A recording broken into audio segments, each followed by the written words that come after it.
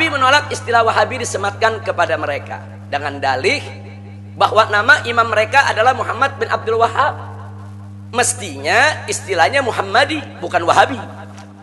Nah, ini alasan mereka. Mereka tulis dalam buku, saya baca bukunya. Mereka bilang, ya kalau mau jujur kita ini Muhammadi dong, bukan Wahabi, karena imam kita Muhammad. Nah, bagaimana jawabnya ini, saudara? Ini sebetulnya nggak ilmiah. Ini mereka punya alasan, ini nggak ilmiah, tapi nggak apa-apa. Kita jawab sedikit ilmiah, saudara.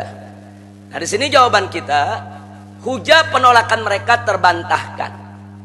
Karena nama suatu madhab, nama suatu aliran pemikiran yang dibangun oleh seseorang, bisa diambil dari namanya. Bisa juga diambil dari nama ayah atau kakeknya. Bahkan bisa diambil dari nama kunyah atau kabilahnya. Nggak mesti diambil dari namanya. Mana buktinya? Mari kita lihat. Satu, kita kenal madhab Maliki. Nah, ini diambil dari nama Imam Malik, nama orangnya Imam Malik bin Anas. Karena namanya Malik, madhabnya disebut Maliki. Tapi sekarang kita lihat Hambali, ini diambil dari nama ayahnya Imam Ahmad ibn Hambal. Bukan diambil daripada Imam Ahmad, yang kenapa nggak disebut Ahmadi? Nah, kenapa madhab Hambali tidak disebut Ahmadi, tapi disebut Hambali? Karena penamaan daripada suatu madhab nggak mesti nama si pembangun madhabnya. Atau kita lihat sekarang nama madhab Syafi'i. Ini diambil bukan dari nama bapak, tapi dari kakek yang ketiga. Muhammad bin Idris bin Abbas bin Utsman bin Syafi'.